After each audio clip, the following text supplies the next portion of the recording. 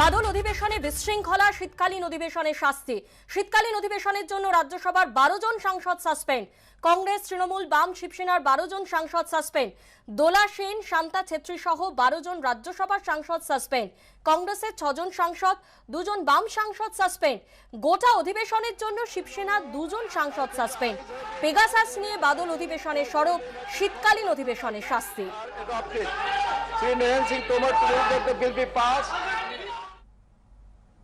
Suspend করা হয় তৃণমূল সাংসদ দোলা সেনকেও। তিনি কি বলেছেন শোনাবো। এখানে মোদিশাহী, তানাশাহী, তুগলকশাহী, হিটলারশাহী চলছে। কনস্টিটিউশন বা গণতন্ত্র নেই, গণতন্ত্র হত্যা হচ্ছে। ডেমোক্রেসি কিল্ড, আমরা বারবার পোস্টার লিখে রাখছি, ডেমোক্রেসিকে হত্যা করা হচ্ছে। তো আমরা এটা নিয়ে পরোয়া করি না। ওরা যতবার আমাদের চুপ করিয়ে রাখার চেষ্টা করুক, মমতা ব্যানার্জি সৈনিকদের ওরা সাসপেন্ড করে মুখ বন্ধ করতে পারবে না। তৃণমূল সাংসদ শান্তা ছেত্রী কি বললেন আসুন শুনে নিই। हम लोग का पार्टी से हम लोग दोला सेन और मेरे को और दूसरा कांग्रेस पार्टी से भी किया है, सीपीआई से किया है, सीपीएम से किया है, सब लोग कर करके 12 जन को सस्पेंड किया है। तो मेरा जो हम लोग का पार्टी का जो चीफ व्हिप है उन्होंने तो सभी रीजन बोल दिया है। तो हम लोग को तो गर्व, मेरे को तो गर्व ही लग रहा है। এই সাসপেনশন ইস্যু নিয়ে লোকসভার কংগ্রেসের দলনেতা অধীর রঞ্জন চৌধুরী কি বললেন শোনাবো। সব থেকে বড় কথা, এই সরকারের ডিসিপ্লিন হওয়া উচিত। সব থেকে ভারতবর্ষে কোনো কেউ যদি ইনডিসিপ্লিন থাকে তারা হচ্ছে বিজেপি এবং তার সেই পার্টি। আমরা কৃষি আইন নিয়ে বিরোধিতা করেছি, ভালো কথা, তার জন্য সাসপেন্ড হলাম, ঠিক আছে। এই কৃষি আইন তো মোদি মেনে নিয়েছে। সেদিন যদি আমাদের কথা মানতো তাহলে কৃষি আইন নিয়ে সাসপেন্ড হতাম না। এই প্যাগেসাস নিয়ে সাসপেন্ড হয়েছি। সুপ্রিম কোর্ট কি বলছে, প্যাগেসাস নিয়ে তদন্ত হোক। তা সুপ্রিম কোর্টকে তো বলছি না তোমাকে সাসপেন্ড করে দিলাম। আমরা পার্লামেন্টে আছি, আমাদেরকে তুমি গায়ে জোর দেখাচ্ছ। সুপ্রিম কোর্টকে গিয়ে বলো যে সুপ্রিম কোর্ট তোমার কথা মানছি না, আগামী দিনে তো তাও হবে। আজকে পার্লামেন্টের মধ্যে হচ্ছে, কালকে সুপ্রিম কোর্টও হবে।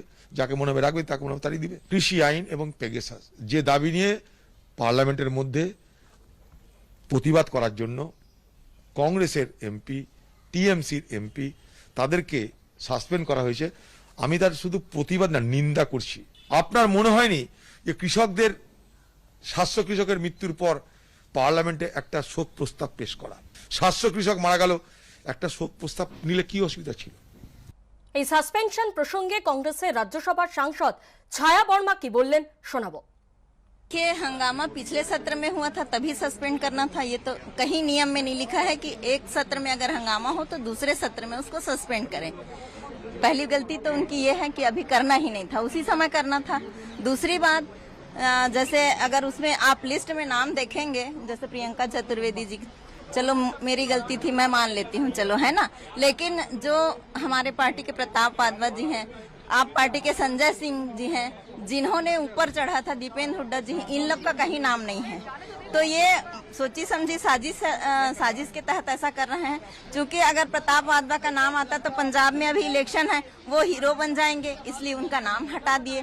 तो ये तो पूरी तरह से अपना मनमानी कर रहे हैं मोदी जी, और उनकी बहुमत है तो वो सोचते हैं कि हम जैसा चाहे वैसा कर लें, लेकिन ऐसा संभव नहीं है। कल पता चल जाएगा उनको।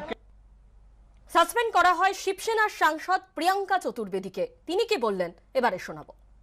डिस्ट्रिक्ट कोर्ट से लेकर सुप्रीम कोर्ट तक अगर कोई अक्यूज होता है उसकी भी सुनवाई होती है। उनके लिए भी लॉयर लगाए जाते हैं, कभी कभी तो सरकारी नुमाइंदे लगाए जाते हैं कि उनकी वर्जन लें। यहाँ पर ना वर्जन लिया गया। सीसीटीवी के हिसाब से अगर आप सीसीटीवी फुटेज भी देखेंगे, वहाँ पे कुछ ऐसा काम नहीं हुआ है। ये भी रिकॉर्ड हुआ है किस तरीके से मार्शल्स अभद्रता कर रहे थे, मेल मार्शल्स फीमेल एमपीज को धक्का-मुक्की कर रहे थे। वो सब एक तरफ और आपका डिसीजन एक तरफ। What kind of unruly behavior is this? Unparliamentary, undemocratic behavior is this?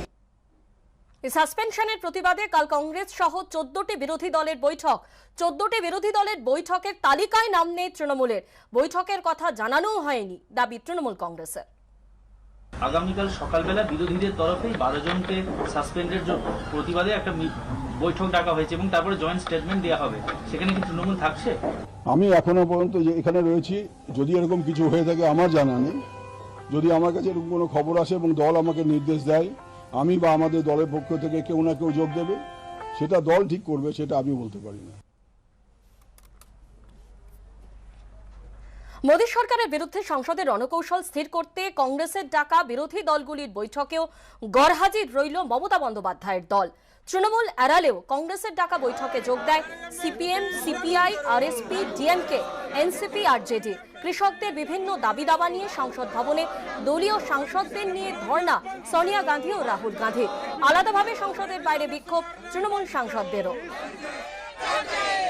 मुद्दा के लिए डिस्कशन करने के लिए नरेंद्र मोदी डर गए, डिस्कशन करने के लिए नरेंद्र मोदी डर गए, नरेंद्र मोदी हाय हाय।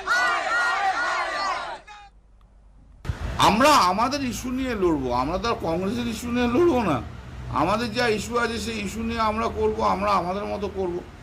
কংগ্রেস কখন কি ইস্যু নিয়ে করবে, কংগ্রেস কখন কি ইস্যু নিয়ে বসে যাবে, তা তো আমাদের তো দেখার দরকার নেই। আমরা একটা ন্যাশনাল পলিটিক্যাল পার্টি, বিভিন্ন রাজ্যে আমরা লড়াই করছি।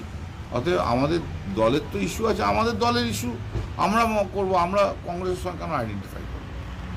কংগ্রেস শিষ্টাচার মেনে, নিয়ম মেনে, ঐতিহ্য মেনে বিরোধী দলের সকলকে আলোচনায় ডাকে। টিএমসির বর্ষাকালে আমাদেরকে ভালো লাগলো, শীতকালে আর ভালো লাগছে না। গত বর্ষাকালে যে অধিবেশন ছিল তাতে আমাদের সঙ্গে সব ব্যাপারে একমত হয়েছে। এই যে একসঙ্গে সাসপেন্ড হয়েছে, ফলে উভয়কে সমানভাবে ভোগ করতে হচ্ছে। পার্লামেন্টের মধ্যে একসঙ্গে গোটা রাত ধরে আন্দোলন করেছে, তখন দিদির কিছু মনে হয়নি। বর্ষাকালে দিদির ভালো লেগেছিল, শীতকাল আস্তে আস্তে দিদির খারাপ লাগছে। এই দিদিকে নিয়ে কি করবো আমরা বলো? কখনো ভালো লাগে কংগ্রেসের, কখনো খারাপ লাগে। যখন 2011 সাল ক্ষমতায় আসা দরকার তখন কংগ্রেসকে ভালো লেগেছিল, কংগ্রেসের সমর্থন নিয়ে দিল্লি, পশ্চিমবঙ্গ দখল হয়ে গেল, তারপরে কংগ্রেসের খারাপ লাগছে।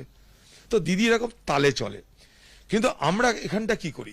কংগ্রেস তো দিদির মতন তালে চলতে পারে না। শতাব্দী প্রাচীন কংগ্রেস দল তার নিয়ম, তার শিষ্টাচার, তার সংস্কৃতিকে রক্ষা করেছে চলে। নজর রাখবো পরের খবরে। কলকাতা পুরভোটে বিজেপি আজ পূর্ণাঙ্গ প্রার্থী তালিকা প্রকাশ করলো। প্রার্থী তালিকা প্রকাশের পর 62 নম্বর ওয়ার্ডের বিজেপি প্রার্থী শাহিনা খাতুন কি বললেন শোনাবো। শাহিনা খাতুন বিজেপির অন্যতম সংখ্যালঘু মুখ, যাকে 62 নম্বর ওয়ার্ড থেকে প্রার্থী করা হয়েছে। উনি দলের মধ্যে পুরনো মুখ বলা যেতে পারে, এবং তার একটা কারণ হলো তিনি সংখ্যালঘু মোর্চার সহসভাপতি, রাজ্য সংগঠনের সহসভাপতি।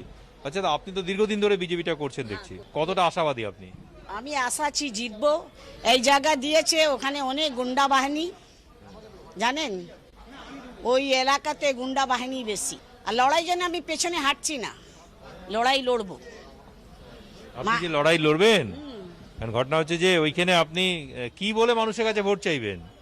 কি বলে? বিজেপি বলে ভোট চাইবো, বিজেপি সিম্বল দিয়ে ভোট চাইবো।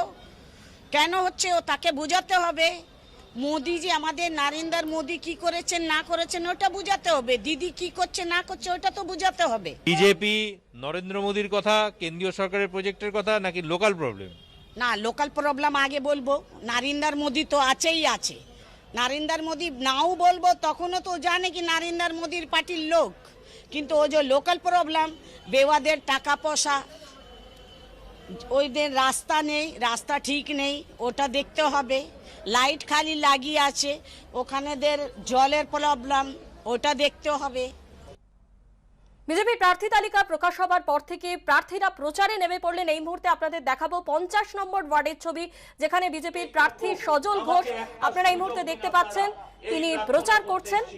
এই প্রার্থনায়, এই নির্বাচনে কে কোন দল এটা বড় কথা নয়, এই নির্বাচনে কে কাজ করবে আর কে কি করেছেন, কতটা উন্নয়ন করেছেন, কিসের উন্নয়ন করেছেন, কার উন্নয়ন করেছেন, এগুলো আপনারা সবাই জানেন। তাই আপনাদের প্রত্যেকের কাছে, এই অঞ্চলের সমস্ত মানুষের কাছে, এই অঞ্চলের গণদেবতার কাছে আবেদন জানাচ্ছি, একবার আশীর্বাদ করবেন আপনারা। আমার বাবাকে আপনারা 5 বার আশীর্বাদ করেছিলেন। আমি আবার বলি যে আমি আমার বাবার নামে ভোট চাইছি না আপনাদের কাছে। আমি ব্যক্তি সজল ঘোষ, আমি ব্যক্তি আপনাদের পাড়ার ছেলে দেবু, আমি আমার নিজের নামে পার্টির প্রতীকে আপনাদের কাছে ভোট চাইছি।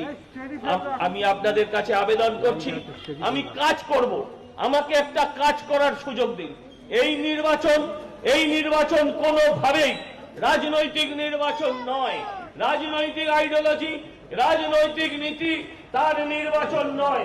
এই নির্বাচন কে কাজ করবে মানুষের জন্য, কে মানুষের পাশে থাকবে, কে মানুষের পাশে দাঁড়াবে, এই নির্বাচন তার নির্বাচন। তাই আপনাদের কাছে আমি আবেদন জানাচ্ছি, আপনাদের সকলের কাছে, কেউ করেনি এখানে, আপনাদের সকলের কাছে আমি দেবু প্রার্থনা করছি, আবেদন জানাচ্ছি আপনাদের কাছে যে একবার আমাকে সুযোগ দিন। যদি মনে হয় তবেই সুযোগ দেবেন। যদি মনে হয় যে আমি অতীতে আপনাদের জন্য কাজ করেছি তবে সুযোগ দিন। অন্যরা বলে যদি সুযোগ দেন তবে কাজ করব, আমি বলছি আমাকে একটা সুযোগ করে দিন আপনারা। নয়, যদি কাজ করে থাকি আপনাদের জন্য তবেই সুযোগ দেবেন। এই আশা, এই আবেদন নিয়ে ভারতীয় জনতা পার্টির প্রার্থী হিসেবে আমি সজল ঘোষ আপনাদের দরজায় দরজায় আসছি, আপনাদের কাছে, আপনাদের পাড়ায় পাড়ায় আসছি, আপনাদের কাছে আবেদন জানাচ্ছি যে আমাকে একবার সুযোগ দিন।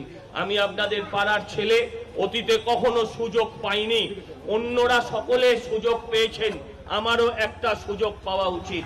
আপনারা মনে রাখবেন যে আমি একজন পৌর প্রতিনিধি হিসেবে শুধু নয়, একজন বাড়ির ছেলে হিসেবে যেভাবে আপনারা দেখেছেন, আমি নিজের মুখে না বলাই ভালো, কিন্তু যেভাবে করোনা থেকে শুরু করে অন্যান্য আমফান থেকে শুরু করে অন্যান্য অসুবিধার সময় আমি আপনাদের পাশে থাকার চেষ্টা করেছি, ভবিষ্যতেও থাকব।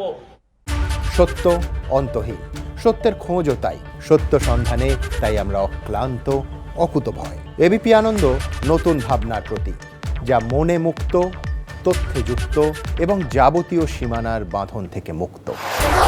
সীমা না শব্দটির মধ্যে লুকিয়ে আছে মানা শব্দটি, যেন চোখ রাঙানি এক অদৃশ্য বেড়াজাল, যা আটকে রাখে আমাদের এক ছোট্ট গণ্ডির মধ্যে। একমাত্র সঠিক খবরই গড়ে তুলবে এক মুক্ত সমাজ। সেই জগৎ গড়ার লক্ষ্যে কোনো সীমানার ঠুকুটি আমরা মানব না। এবিপি আনন্দ এগিয়ে থাকে, এগিয়ে রাখে।